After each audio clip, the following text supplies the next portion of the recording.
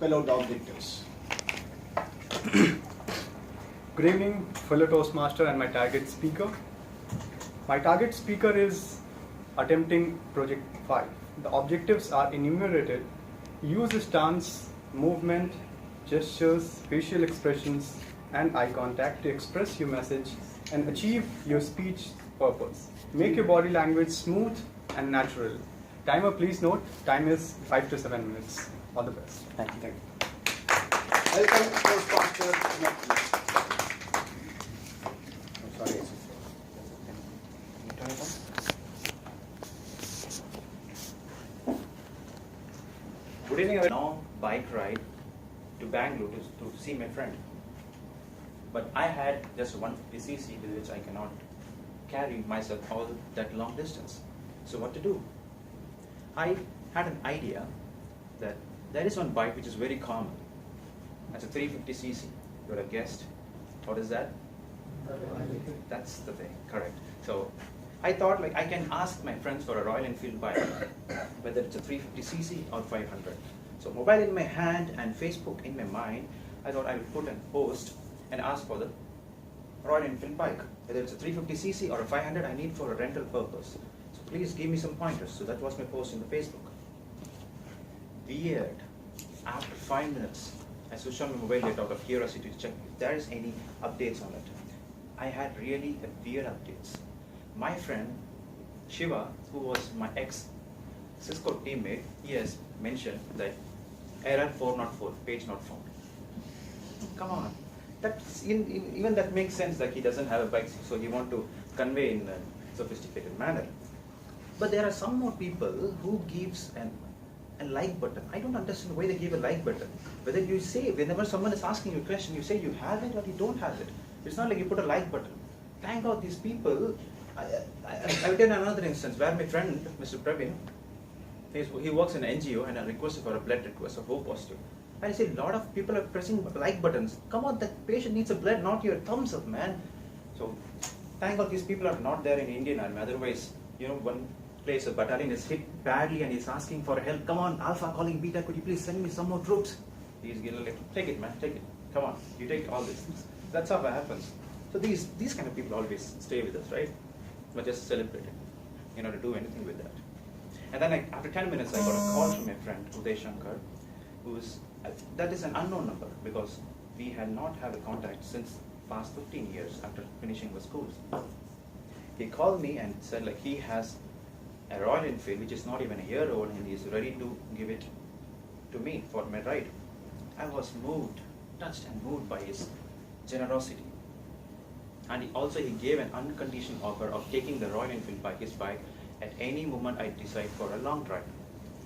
We had a discussion. After discussion, I had the tiredness that I had earlier that has totally vanished off. And I was felt jubilant within me. That drove me to go home.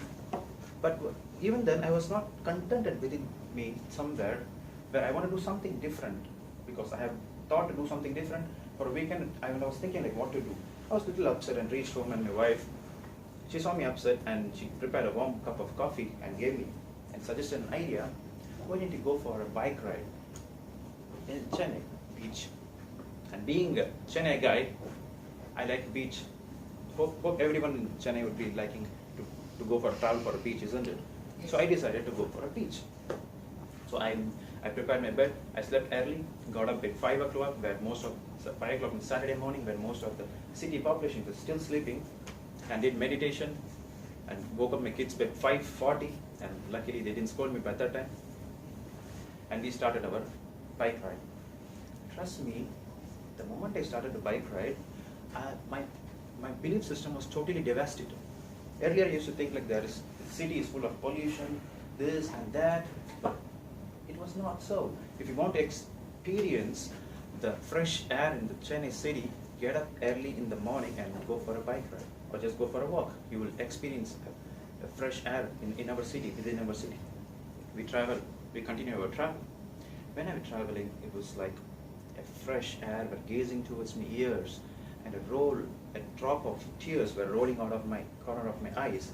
And again, when the fresh air gazes towards it, kind of chillness that you feel in the city, that's in the hot city, that you face in the early morning was eternal, real. One should always go for, have such experience in life to feel something different. And once we reached Napier's Bridge, we saw everyone in my family were very happy. They were on cloud nine. They're thinking like, because they were able to see the seashore by then. And we parked our bike, we started to walk on a barefoot, and after walking 10 or 15 steps, I saw a glass piece out there. Then I told my daughter to wear her sandals back. And kids always have, they have a question bank along with them, isn't it? They ask a lot of questions. She asked me like, Appa, why just now you asked me to take off my slippers, again you will ask me to put it back. So I have to give the obvious reply that this might harm you, darling, so better wear a sandal. The next question came. So what happens if someone else comes with a barefoot, what will happen to them? I said like, again, it's there, they need to take the precaution to wear the slippers, isn't it? So she gave me something that why didn't we take this glass pieces that we were on our way. I was very much happy to hear something from a 3-year-old kid. And we started collecting the glass pieces. Oh, it's not on. All right.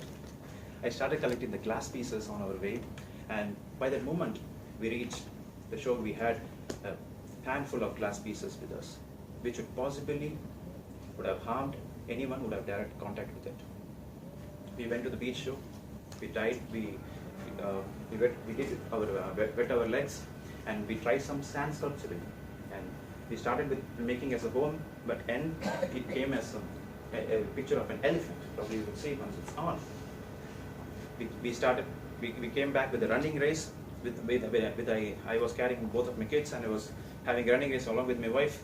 And the moment I reached the shore to take my bike, I was physically exhausted, but I was charged enough mentally and emotionally to stand here and see the beautiful faces, jubilant faces in front of me right now. So, ladies and gentlemen, you need not to have, always need to go for a big bike ride, a long bike ride. You have to spend lavishly for your vacations, or buy something expensive to decorate your shelves.